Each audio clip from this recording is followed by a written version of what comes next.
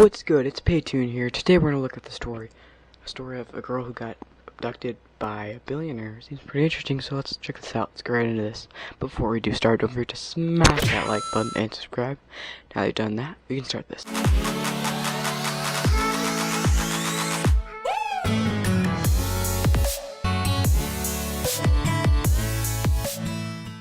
Alright, let's get right into this crazy video.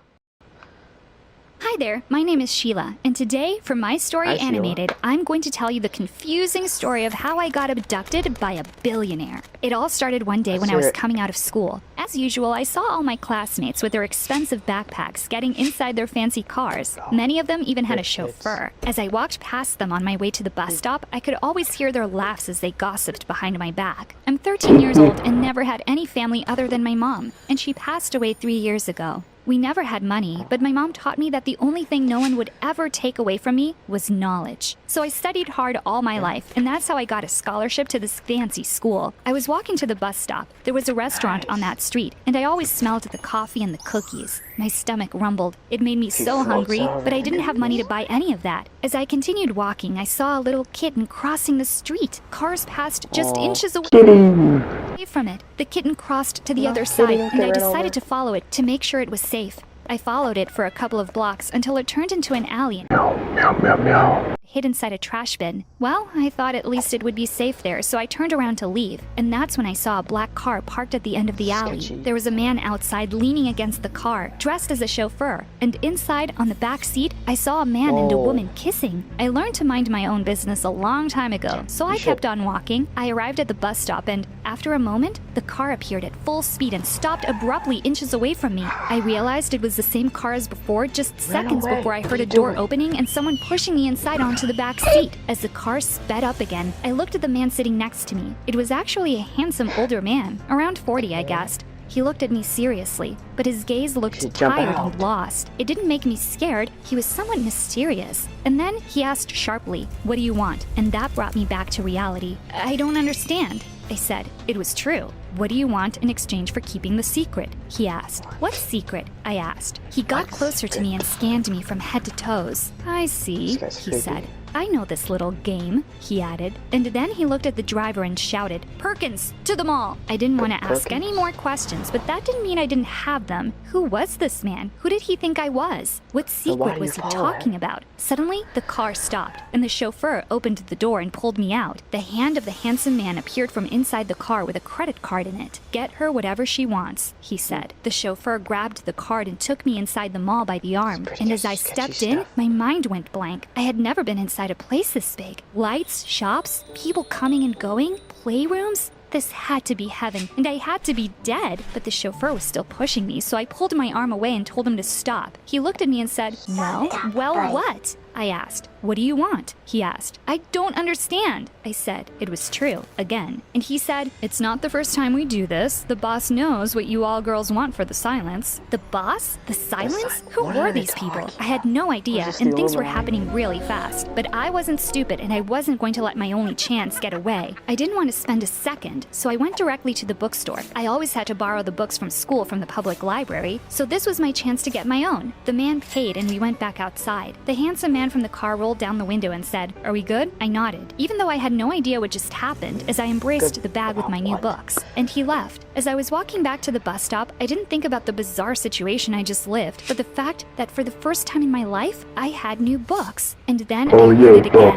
The car was coming back towards me. "You have got to be kidding me." The chauffeur pulled me back inside the car, and the boss asked, annoyed, "Is this a joke? You spent $200 on books?" $200? I asked. "I didn't know they were so expensive. I'm sorry," I said, and offered the books back to him. But he just stayed there and looked at me. Then he looked at the driver and back at me. "Take us back to the mall, Perkins," he shouted. Then he got really close to me and said, "Okay, this is how it's going to be. We're going to go inside the mall again, and you're going to spend real money on real things. You hear me?" I couldn't understand why he meant it as a threat, but I nodded in silence. At least I got to keep my new books. As we arrived back at the mall, we got out of the car. He took the books away from me, threw them inside the car and said, "Leave them, you'll get them later." We went back inside the mall, and again I was amazed by the amount of information and different noises. He took me directly to the jewelry store and Shiny, said, blinding "Pick." He shiny. sounded like he was in a hurry, but I was definitely not going to choose anything from that store. I looked at those expensive things as they were glowing, but did not dare to touch any. "What is it?" the man said impatiently. I sighed and answered, "I live in a foster home and share my room with 7 other orphans. There's no chance any of this will survive there." The man took a step back and scanned me again. "I don't understand," he said. I assumed he was referring to the school uniform. How could an orphan pay for that fancy school? My mom said that knowledge was something no one would ever take away from me, so she told me to study as hard as I could. "I have a scholarship," I said. "Wise woman," he said, and then added, "Still, there must be something you want." "Well, honestly, I'm a bit hungry, and I've never seen this many options before," I Whoa, said you as got so much food. We got fries, tacos, chicken, cheeseburger. You got a feast. entered the food court. "What do you want to eat?" he asked. I didn't have any idea what to choose. I knew nothing about this food, so I just said, "I will eat whatever you choose." A tiny smile appeared on his face. It was imperceptible. He walked to a specific place and said, "Here." I had trouble reading the sign. "Shawarma?" I said. "Best in town," he added. I smiled as I saw him eating that strange food. He didn't look at all like that angry man from before, and he was right. The food was amazing. After we finished, we continued to walk through the mall. I was stunned with all that merchandise in the different stores. We passed in front of a place that had neon lights everywhere, and the music sounded loud. There were mostly kids inside. They all looked like they were having fun. "What's this?" I asked. Has this girl never been out of her house once in her life? "Never seen a video game salon before?" He replied. I did not. Did you just say video game salon? Hair place? It's called the arcade, buddy. In silence, still dazzled with all that. "How do you play this?" I asked. He looked around and hesitated. Then he said, "I don't know." We got inside. He bought some special coins to put in the machines and gave them to me. I walked to the first game I saw. It was a shooting game. I put the coins in the machine and lifted the gun. He looked at me in silence. But a few moments later, as he saw how much I sucked at the game, he almost ripped the gun out of my hand and said, No, you're missing everything." He then started to shoot at everything with an ability that was not human. I stood there watching him play. It was so much fun. This was in fact a very strange man. After a while, the screen showed the words, "Congratulations, you've won," and he gave the gun back to me. Gamer. "That's how it's done," he said. I looked at the screen and said, "Look, 2 players." He hesitated again, but then agreed. We started playing the game together, and we lost track of time. "You're getting really good at this," he said. After we won a hard fight against the opponent, we even high-fived. He continued to buy coins, and we were there for a couple of hours. When we left the mall, it was already dark. "Well," I said,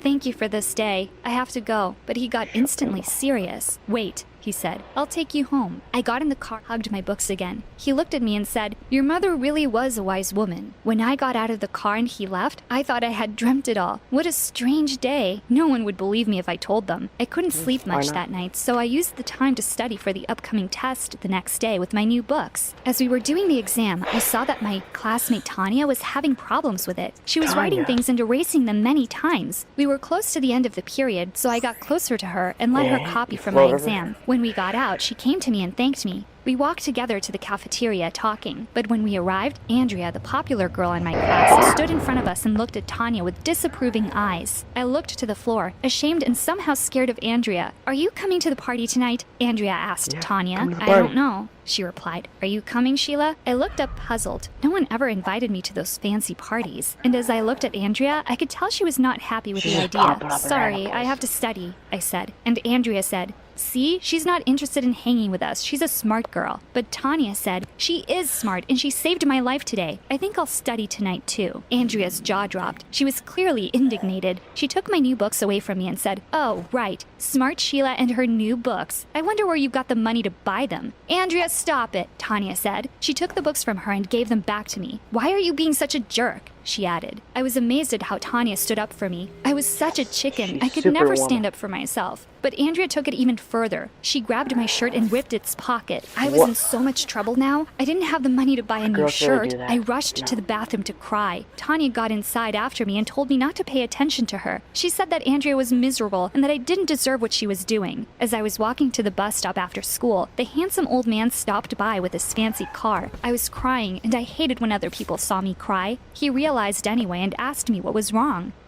I tried to cover my face, but he got out of the car and grabbed me by my shoulders. He looked at my ripped shirt. "What happened?" he said. "Nothing, I slipped." I lied. "I've heard that one before," he said, and added, You want to shoot some people? I looked at him and smiled. Absolutely, I said. We went to the mall and the man bought a lot of coins. We went back to the shooting game and played for hours. I hadn't noticed how good it was to release stress. I was having fun for the first time in my life, and I didn't even know the man's name. We became so skilled at that game that we even started to have an audience. Everyone cheered and we passed levels and got the top record. And then we went to eat shawarma. I laughed as I told him I felt tired, like it had been me running through the minefields and not the game characters. He smiled for a second, but then said, "Are you going to tell me what happened today now?" I sighed as I remembered Andrea. She was a horrible person. "There's a girl in my class who makes my life a living hell," I said. "Why?" he asked. But I looked at him with irony and said, "You really have to ask?" "Because I'm poor, of course." "And what did you do?" he asked. But I replied, "There's nothing I can do. I can lose my scholarship if I get in trouble." But to my surprise, he said, "That's the best lie I've heard this year." "I'm not lying," I replied. But he looked at me intensely and said, "If you don't stand up for yourself, no one will. When I was young, I was the smallest in my class, and I was vulnerable and shy. Everyone made fun of me, and it only ended when I started defending myself. Trust me on this. You have to stand up for yourself.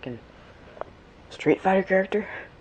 Or you will get walked all over." I stood silent. I couldn't imagine this powerful man as a shy kid. I nodded, and then he took me back home. I was still a bit scared as I saw Andrea in school the next day, but when she started to make fun of me at the cafeteria in front of everyone, I thought about the man's advice. I stood up, went straight to her table to confront her. She got up and told me to go away, but instead, I took her orange juice and dumped it on her head. She started to scream and tried to grab my hair, but I dodged her and grabbed hers instead. I pushed her head to the table and told her to stop messing with me. Then I let her go. She stood up, looked at me, but said nothing. She turned around and rushed out of the cafeteria. All the kids there started to clap their hands. I felt relieved, but it didn't last long. A teacher got inside the cafeteria and sent me to the principal's office. I was in so much trouble, but against all odds, I felt good. The man was right. This had to end, and I was ready to face the consequences. As I got to the principal's office, Andrea was already there, waiting too, drenched in orange juice. The principal called us both inside his office and demanded an explanation. But before any of us could speak, I heard noises outside the office. And when the door opened, I saw the last person I could have imagined there. It was the handsome rich man. Andrea looked up too and sighed as she saw him. They exchanged glances for a moment, and I realized at that precise moment, he was Andrea's father. "Mr. Anderson, please come in," the principal said. But when he looked at me, he frowned. I denied in silence. He looked at Andrea and then back at me, and I swear I saw him trying to hide a smile. The principal explained the situation, and he told Andrea's father that if he wanted to kick me out of school, he could certainly do it. "There's no need to do that," he answered. But the spoiled Andrea complained. "Shut up, Andrea," her father said, and added, "You probably had it coming. Get out of here. Tell Perkins to drive you home." Andrea was about to say something, but he looked at her menacing. She gave me one of her killing looks and then left. Then he told the principal that it was okay, that I was probably under a lot of stress. But I didn't like this at all. I was so angry at him. He was a hypocrite. He was Andrea's father. I stood up and said, "I don't need you to defend me. I must stand up for myself, remember?" The man stood silent, surprised. I looked at the principal and said, "I'm sorry for what I did. I take full responsibility.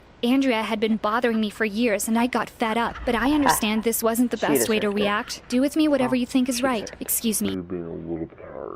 Grabbed my new books. If I was going to be kicked out of school, at least I would take them with me. I walked to the bus stop crying. I didn't want to see the man, but I kind of hoped he would appear, but he didn't. I let 3 buses pass, but he never showed up. I wanted to see him. I demanded an explanation, but when the 4th bus came, I got in and went home feeling like the loneliest person in the world. I didn't get much sleep that night, and when I woke up the next morning, I felt terribly sick. Perhaps it was me being a chicken again. I didn't want to go back to school ever again. The director of the foster home called the school and told them I was sick. I stayed home for the next 3 days, wondering if I had dreamt everything after all. Andrea's father seemed like 2 completely different men. He was so kind with me and so mean to his own daughter. I couldn't understand. On the 3rd day, they told me I had a visitor. When I got up to see who it was, I found Mr. Anderson at the door. I was still mad at him, but I was relieved to see him, I have to admit. We went to the garden and sat on a bench. He told me he was sorry for not coming to see me sooner. He wanted to make some arrangements first. "What arrangements?" I asked, and he said, "Adoption arrangements." "What?" I looked at him in silence. I was stunned. He said, "You don't need the scholarship anymore." If you agree, of course. I thought for a moment. I don't want to be Andrea's sister, I said. Well, Yeah, perhaps I she's was a being really pop. overdramatic. I know, but he laughed. I said, don't laugh. I'm still mad at you. You can't solve everything with money. He got instantly serious and said, I know. 30 I had a talk seconds. with Andrea last night. I didn't realize what a terrible father I'd been until I met you. You reminded me of what having a good time means, cute. and I felt guilty that I wasn't sharing that with her. You taught me what it means to be a father, and I want to continue doing it with both of you. Wow, the man gave really good speeches. I smiled. I don't even know your full name, I said. And he answered, and I don't know yours, but we have the rest of our lives to get to know each other. Oh, it's so cute. What a cute story. If you guys did enjoy this video, don't forget to like and subscribe, and I'll see you guys later for another upload. Bye.